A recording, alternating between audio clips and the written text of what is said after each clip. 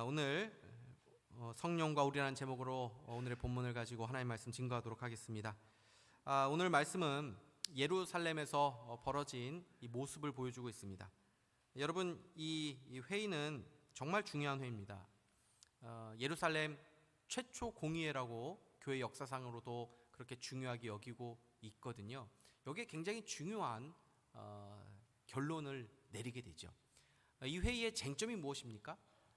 이방인들이 예수님을 믿어서 기독교인이 되었는데 이들이 계속 할례를 받고 또 율법의 모든 규약들, 어떤 조항들을 지켜야 되느냐, 아니면 예수 그리스도를 믿는 믿음으로 충분한 것이냐. 여러분, 이것입니다. 굉장히 중요한 이슈죠. 이 결정을 지금 예루살렘 총회의 사도들과 제자들이 모여서 지금 하고 있는 것입니다. 여러분, 우리가 인생을 살면서 어떤 선택에 따라 우리 인생에도 많은 영향을 받죠. 내가 선택한 것에 따라서도 영향을 받지만 다른 사람들의 선택에 의해서도 우리 인생에 많은 영향을 받습니다. 특별히 결정권자들에 따라 우리 인생에 많은 영향을 받게 되죠. 그래서 지도자들을 위해서 우리가 기도해야 됩니다. 성경에서 지도자들을 위해서 기도해라. 왜요? 우리의 삶의 평안을 위해서 기도해야 된다, 이렇게 말씀하고 계시지 않습니까? 학교에서는 학교를 운영하는 분들, 그죠? 운영위원회가 될 수 있고 이사진이 될 수도 있고, 그죠? 그분들을 위해서 기도해야 됩니다. 거기서 결정된 것이 학교에 많은 영향을 미치죠. 학교뿐 아니라 교육감에 따라서 정책들이 얼마나 달라지고 우리나라의 교육에 얼마나 큰 영향을 미칩니까? 더 나아가서 대통령의 결정에 온 국민의 삶이 달라지기도 하죠. 여러분, 나라와 지도자들을 위해서 기도하실 때 하나님이 기뻐하시는 법안들이 세워지고 또 불의한 법안들이 통과되지 않도록 기도해 주시고, 대통령의 국정을 하나님 앞에서 정말 바르게 이끌어갈 수 있도록 기도해 줄 수 있기를 바랍니다. 우리 교회를 위해서 기도하실 때도 저와 운영위원을 위해서도 기도해 주시기를 바랍니다. 제가 지난주에 기도원에 가서 내년도 목회 계획도 세우고 비전도 세우고 표도 생각해서 왔지만은 그런 것들이 교회에 굉장히 큰 영향을 주는 것은 아니지요. 근데 지금 예루살렘 이 총회에서 결정하는 것은 단순히 1년 비전을 정하는 그런 수준이 아닙니다. 시시한 문제를 가지고 모인 게 아닙니다. 누구를 장로로 세울 것인가, 교회를 이전할 것인가, 이런 결정들도 교회에 중요할 수 있겠지만 지금 이 회의는 그 정도가 아닙니다. 진리에 관한 매우 본질적인 문제를 다루고 있는 거죠. 여기서의 결정에 따라서 기독교가 전 세계 곳곳에서 복음을 전파하는 사명을 감당할 수 있느냐, 아니면 유대교의 한 분파로 전락을 하느냐 하는 그 기로에 있는 것입니다. 그러면 이렇게 역사적으로 중요한 순간을 맞이한 사도들과 제자들이 어떻게 하나님이 기뻐하시는 결정을 내리고 교회를 다스리고 있는지를 우리가 살펴보도록 하겠습니다. 오늘 예루살렘 회의를 보면 가장 중요한 자세를 하나 볼 수가 있습니다. 그것은 바로 그들 모두가 성령님을 의지했다는 것입니다. 이것을 어떻게 할 수 있습니까? 회의를 마치고 최종적으로 예수 그리스도를 믿는 믿음만으로 구원을 얻는다고 하는 이 진리를 확정하게 될 때 이들이 이렇게 말합니다. 28절을 보겠습니다. 성령과 우리는 이 요긴한 것들 외에는 아무 짐도 너희에게 지우지 아니하는 것이 옳은 줄 알았느니. 성령님과 함께 내린 결정이다, 이렇게 말합니다. 공동 번역에는 좀 더 강력한 표현이 나오는데, 여러분에게 다른 짐을 더 지우지 않으려고 하는 이것이 성령과 우리의 결정입니다, 이렇게 되어 있습니다. 성령과 우리의 결정입니다. 여러분, 얼마나 담대한 표현입니까? 성령님이 누구십니까? 하나님이십니다. 그들은 자신들이 내린 결정이 하나님이 내린 결정입니다 라고 담대하게 말하고 있는 거죠. 여러분, 우리가 무슨 말을 할 때 하나님이 이렇게 말씀하셨다, 하나님께서 이렇게 하라고 하셨습니다, 이런 말들을 좀 조심할 필요는 있습니다. 자칫하면 하나님의 이름을 망령되게 일컫는 죄가 될 수 있기 때문입니다. 근데 사도들이, 제자들이 이렇게 쉽게 하나님의 이름을 남용하는 것이 아닙니다. 자기들이 결정해 놓고 거기에 권위를 부여하기 위해서 다른 사람들이 딴소리하지 못하도록 성령님이 내린 결정입니다, 이렇게 말하는 것이 아닙니다. 그들은 성령 충만한 사람들이었습니다. 하나님을 경외하는 사람들이었습니다. 그러면 이들이 왜 성령님이 하신 일이라고 확신하고 있는 것입니까? 여기에는 내적인 확신들도 있었겠지만 이 회의 과정 가운데에 성령 하나님께서 역사하시는 그 모습을 보면서 그들 모두가 한 마음이 되었기 때문입니다. 여러분, 처음 회의가 시작할 때 모습을 보십시오. 7절은 이렇게 말씀합니다. 많은 변론이 있은 후에 베드로가 일어나 말하되, 많은 변론이 있었다, 이 말은 치열한 논쟁과 토론이 있었다는 말입니다. 여러분, 치열한 논쟁과 토론이 교회 안에 얼마든지 있을 수 있습니다. 자유롭게 자신의 생각과 뜻을 이야기할 수 있어야 됩니다. 그것이 건강한 공동체입니다. 그러나 토론과 논쟁이 감정 싸움으로 나아가서는 안 되지요.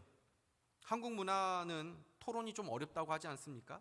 처음에는 토론을 한다고 이렇게 하는데 내 생각과 다른 어떤 반대 의견을 말하면 마치 나를 무시하는 것처럼 느끼고 괜히 나에 대해서 무슨 이상한 감정이 있는 것처럼 이렇게 느껴지고, 그래서 막 처음에는 토론한다고 그냥 아주 평범하게 시작을 했는데 나중에 갈수록 막 격해지고, 그래서 나중에는 뭐 쟁점에서 벗어나가지고 말꼬리 잡고 상대방 인격도 막 모독하고 비난하고, 그래가지고 결국은 감정이 상해가지고 끝나는 경우들도 왕왕 있지 않습니까? 근데 오늘 예루살렘 사도들과 제자들은 그렇지 않았습니다. 치열하게 토론했습니다. 자유롭게 자신의 생각과 의견을 말했습니다. 그런데 그 과정을 거쳐서 결론을 낼 때는 한 마음이 되었습니다. 25절에서 26절 말씀 보십시오. 사람을 택하여 우리 주 예수 그리스도의 이름을 위하여 생명을 아끼지 아니하는 자인 우리가 사랑하는 바나바와 바울과 함께 너희에게 보내기를 만장일치로 결정하였노라. 여러분, 얼마나 멋진 모습입니까? 치열하게 논의하고 만장일치로 결정을 냅니다. 결정한 다음에 딴소리하는 사람이 없었습니다. 한 마음이 되었습니다. 어떻게 이렇게 할 수 있는 것입니까? 그들 모두가 자신의 뜻과 생각을 앞세운 것이 아니라 성령 하나님의 뜻을 찾았기 때문입니다. 그 회의 가운데에 성령님이 임재하신 것이죠. 여러분, 성령님은 예배 가운데만 임재하시는 분이 아닙니다. 예배 가운데에만 성령님을 우리가 사모해서는 안 됩니다. 회의할 때도 우리는 성령님을 의식해야 됩니다. 저는 운영회를 앞두고 늘 기도합니다. 영적으로 승리하게 해달라고, 성령님이 기뻐하시는 결정이 이루어지게 해달라고, 한 마음이 되게 해달라고 기도하는 것입니다. 여러분, 여러분의 모든 삶의 자리에, 모임에, 장소에, 만날 때, 그리고 여러분이 하는 모든 일과 선택 가운데 성령의 임재를 기억하시고 성령의 역사를 사모하시고 그런 성령의 임재와 능력을 경험할 수 있는 은혜가 있기를 주님의 이름으로 축복합니다. 지금 사람들이 모여서 회의를 하고 있는 것 같지만 그들은 성령님을 다 의식하고 의지하고 있었습니다. 여러분, 이것이 바로 초대교회의 이 선배들이 보여준 믿음의 모습이었습니다. 그리고 이 회의가 끝났을 때 그들은 자신 있게 성령과 우리가 결정했다라고 하고 그 공문서에 도장을 꽉 찍은 것입니다. 이것은 신약교회 성도들에게만 보여지는 모습이 아닙니다. 구약 성도들도 마찬가지였습니다. 모세의 인생을 히브리서 기자가 이렇게 표현합니다. 11장 27절 말씀 보십시오. 우리 같이 한번 읽어보겠습니다. 시작. 믿음으로 애굽을 떠나 왕의 노함을 무서워하지 아니하고 곧 보이지 아니하는 자를 보는 것 같이 하며 참았으며. 여러분, 모세의 인생을 한마디로 뭐라고 말합니까? 보이지 않는 하나님을 마치 보는 것처럼 한평생 그렇게 살았다고 말하는 것입니다. 여러분, 우리도 마찬가지입니다. 우리 인생도 사실 다른 것 없고 저 한 가지입니다. 영성이라는 것, 믿음이라는 것, 이것은 바로 이거 하나입니다. 안 보이시는 하나님이 지금도 나를 보고 계시고 나와 함께 하시고 그분의 영이신 성령님이 내 안에 계시다고 하는 것을 믿고 살아가는 거죠. 신앙이 깊어진다는 것은 바로 이 성령님에 대한 의식이 더 뚜렷해져 가는 것입니다. 이러한 인식을 가지고 살아갈 때 성도와 교회는 하나님을 드러낼 수 있는 것이죠. 우리에게 이러한 영성이 회복될 수 있기를 주님의 이름으로 축복합니다. 그럴 때 교회는 하나 되고 세상 가운데 성령의 임재를 보여줄 수 있는 것입니다. 놀랍게도 오늘 본문에는 성령님께서 직접 나타나시고 말씀하시는 모습이 나오지 않습니다. 우리 생각에는 이렇게 중요한 일이라면 성령님께서 직접 개입하시면 얼마나 좋겠습니까 하는 생각을 할 수 있는데 그러지 않으십니다. 성령님께서 어떻게 교회가 진리를 분별하고 복음을 지키도록 도와주십니까? 하나님의 사람들을 통해서 말씀하신 것입니다. 7절 상반절 말씀을 다시 보십시오.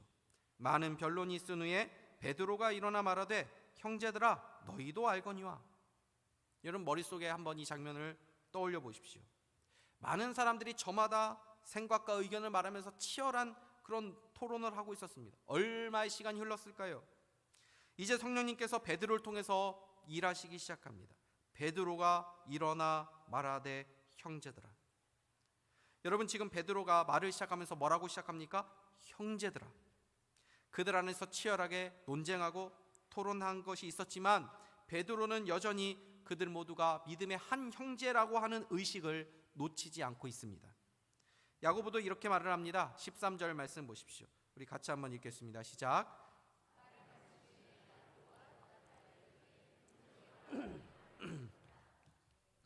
비록 그들은 의견이 다르고 생각이 달라도 그들 모두 한 믿음의 형제, 한 가족이라고 하는 의식을 놓치지 않고 있습니다.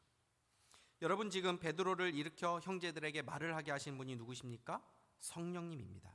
그럴 때 어떤 역사들이 일어나는지를 보십시오. 12절 이렇게 말합니다. 온 무리가 가만히 있어 바나바와 바울이 하나님께서 자기들로 말미암아 이방인 중에서 행하신 표적과 기사에 관하여 말하는 것을 듣더니 온 무리가 가만히 있어 들었다라고 돼요.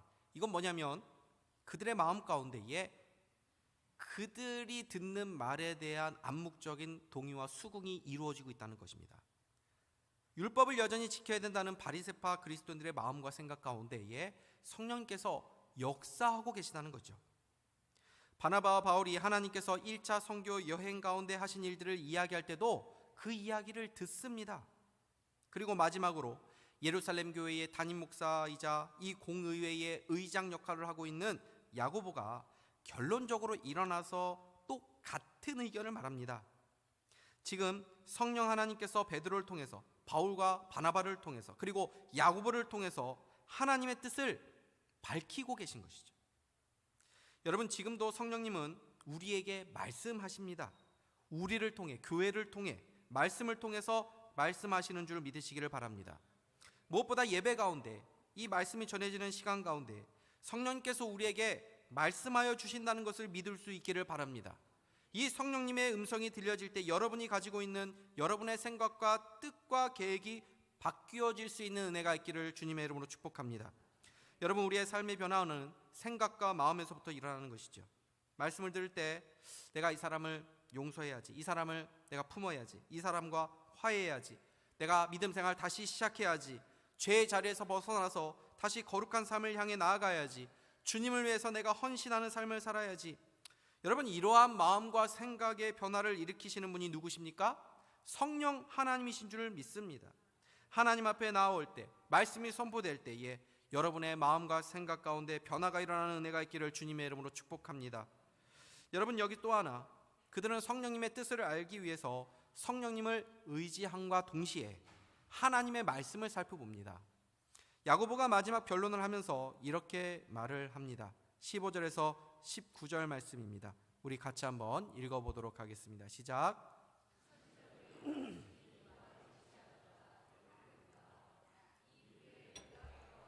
다윗의 무너진 장막을 다시 지으며 또 그 허물어진 것을 다시 지어 일으키리니 이는 그 남은 사람들과 내 이름으로 일컬음을 받는 모든 이방인들로 주를 찾게 하려 함이라 하셨으니 즉 예로부터 이것을 알게 하시는 주의 말씀이라 함과 같으니라. 그러므로 내 의견에는 이방인 중에서 하나님께로 돌아오는 자들을 괴롭게 하지. 여러분, 지금 야고보가 이 문제를 어떻게 접근하는지를 보십시오. 그는 하나님의 말씀을 모든 판단 기준으로 삼고 있습니다. 여러분, 사실 예루살렘 공의회가 결정한 것이 얼마나 놀라운 일인지 모릅니다. 왜냐하면 예루살렘 교회는 어떤 사람으로 구성이 되어 있습니까? 이방인이 아니라 유대인들로 구성이 되어 있는 교회죠. 예수님의 제자들, 사도들 모두 유대인입니다. 그러니까 이방인들은 철저히 소수죠. 예루살렘 공의회에 모여가지고 이렇게 이 결정을 하고 있는 사람들 모두 유대인이었을 것입니다. 그럼 인간적으로는 누구의 의견이 더 가깝게 들릴 수 있습니까? 당연히 유대인 그리스도인들의 의견이 우세할 수밖에 없는 것이죠. 근데 지금 이방인들에게 율법의 짐을 지우면서 괴롭게 하지 말라고자 하는 이야기를 지금 하고 있지 않습니까? 그러니까 이것은 인간적으로 보면은 유대인 그리스도인들에게는 좀 서운하게 들릴 수 있는 거죠. 그러나 그들은 인간적인 관계나 어떤 배경이나 학연이나 지연, 이런 세상적인 기준을 가지고 나아가지 않고 오로지 하나님의 말씀이라고 하는 기준을 가지고 나아가고 있는 것입니다. 여러분, 우리의 삶의 유일한 기준은 하나님의 말씀인 줄 믿으시기를 바랍니다. 우리가 이 말씀 붙잡을 때 하나님의 거룩한 뜻을 이루어 드릴 수 있는 것이죠. 여러분, 우리가 어떻게 성령님의 뜻을 찾을 수 있습니까? 하나님의 말씀에서 찾을 수 있는 것이죠. 성령님은 우리를 말씀으로 인도하십니다. 말씀으로 우리에게 응답하십니다. 말씀을 보게 하시고 말씀을 듣게 하십니다. 말씀이 임하는 은혜가 있기를 주님의 이름으로 축복합니다. 제가 지난주에 법원에 태어나서 처음 저도 가보는 것 아닙니까? 저라고 왜 긴장이 되지 않았습니까? 기다리고 이제 시간이 좀 있어서 이제 기다리고 있는데 그 기다리는 속에서 하나님의 말씀을 제가 묵상하고 또 읽게 되었습니다. 근데 그 말씀 속에서 하나님께서 저에게 말씀을 주셔서 제가 담대함과 평안이 임하는 것을 경험하게 되지 않았습니까? 저의 생각이 아니라 하나님의 말씀을 바라보게 되었던 것입니다. 마음이 흔들릴 때 말씀을 붙잡을 수 있기를 바랍니다. 성령님은 말씀을 통해서 우리와 함께 하신다는 것을 보여주십니다. 그래서 사단은 우리로 하여금 하나님의 말씀에서 멀어지게 합니다. 사단은 우리가 하나님의 말씀을 듣는 것, 하나님의 말씀을 읽는 것, 하나님의 말씀을 가까이 하는 것을 싫어하죠. 여러분, 하루를 시작하며 가장 먼저 하나님과의 시간을 가질 수 있기를 바랍니다. 하나님의 말씀을 붙잡고 시작할 수 있기를 바랍니다.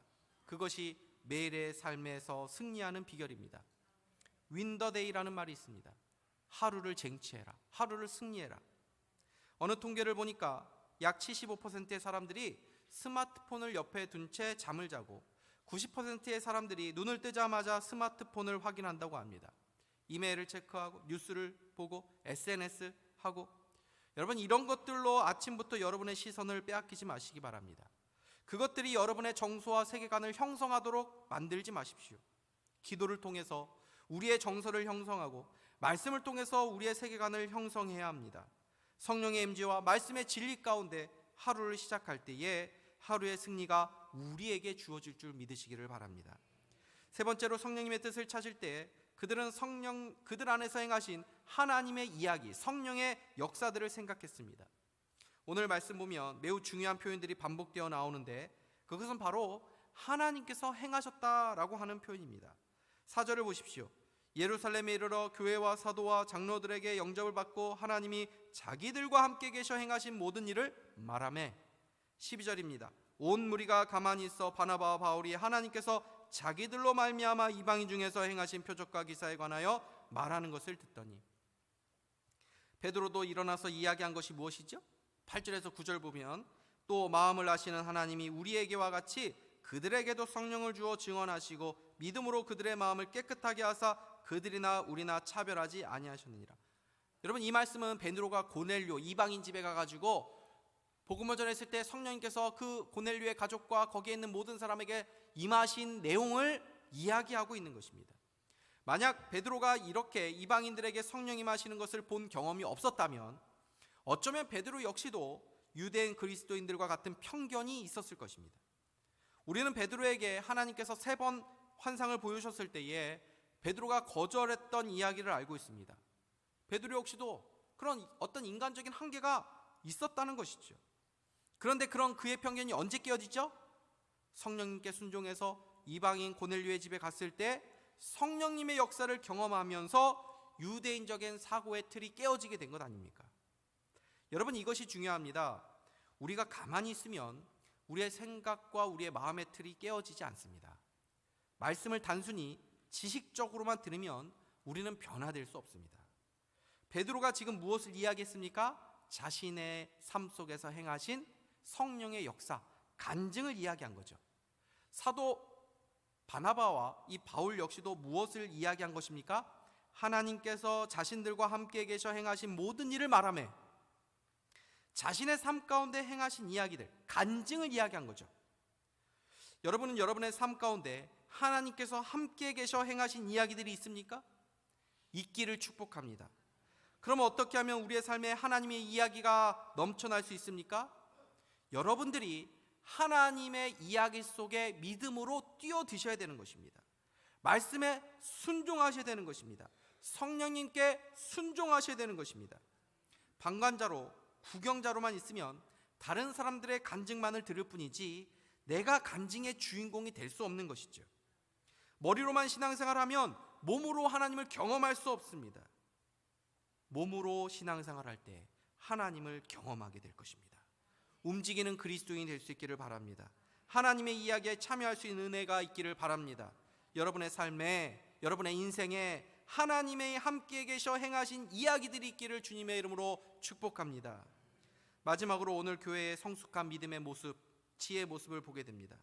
교회는 율법의 행위가 아니라 오직 그리스도를 믿는 믿음으로 구원을 얻는다고 하는 이 진리를 확인하고 이것을 온 교회에 공포하게 됩니다. 근데 이때 교회가 행한 지혜의 모습을 발견하게 됩니다. 그것은 자칫 마음이 상할 수 있는 유대인 그리스도인들에 대한 사랑과 배려를 보여주는 것입니다. 여러분, 우리들은 쉽게 예수를 믿는 믿음으로 구원을 받는다고 하는 이 진리를 당연하게 여기지만 사실 유대인의 입장에서 보면 이것은 그들에게 굉장히 큰 충격으로 다가올 수 있는 일일 수밖에 없는 것입니다. 지금도 교회를 보십시오. 신학적인 문제 때문에 교회에 분란이 일어나는 경우는 잘 없습니다. 대부분 뭐 때문에 교회에 분란이 일어납니까? 감정적인 문제 때문입니다. 30년, 40년 목회하시고 은퇴한 교회에 부임해서 후임이 와가지고 목회하는 일, 이게 결코 쉽지 않다라고 합니다. 같은 신학을 했고 같은 교단인데도 그전 목사님이 30년, 40년 목회를 하시다가 후임 목회자가 오면 당연히 그 전에 계시던 목사님과 목회 스타일도 다르고 리더십도 다를 수 있는 것 아닙니까? 사람이 다른데 어떻게 같을 수 있습니까? 그럼에도 거기서 오는 불편함과 감정들이 쌓여가지고 나중에 그것 때문에 교회가 어려워지는 경우들이 종종 있는 것입니다. 여러분, 이 결정으로 인해서 유대인들은 그동안 자신들이 살아온 삶의 방식들이 하루아침에 가치 없게 느껴지는 것 같은 마음이 들지 않았겠습니까? 자신의 인생에 부정을 당하는 것 같은 그런 정서적인 상실감이 굉장히 클 수 있는 것입니다. 그런데 그때 야고보가 이렇게 말합니다. 19절에서 21절 말씀 보십시오. 그러므로 내 의견에는 이방인 중에서 하나님께로 돌아오는 자들을 괴롭게 하지 말고 다만 우상의 더러운 것과 음행과 목매어 죽인 것과 피를 멀리하라고 편지하는 것이 옳으니 이는 예로부터 각 성에서 모세를 전하는 자가 있어 안식일마다 회당에서 그 글을 읽음이라 하더라. 야고보는 이방인 성도들에게 더 이상 할례를 강요하지 말자, 그리고 율법의 모든 행위를 준수하도록 그렇게 하지 말자, 그것으로 괴롭게 하지 말자 결론 내렸습니다. 이것은 진리에 관한 문제죠. 근데 그 다음에 뭐라고 말합니까? 다만 우상의 더러운 것과 음행과 목매어 죽인 것과 피를 멀리하라 권한다. 그러니까 이건 명령이 아니죠. 진리에 관한 문제가 아닙니다. 덕의 차원에서 이야기한 겁니다. 29절 말씀 보십시오.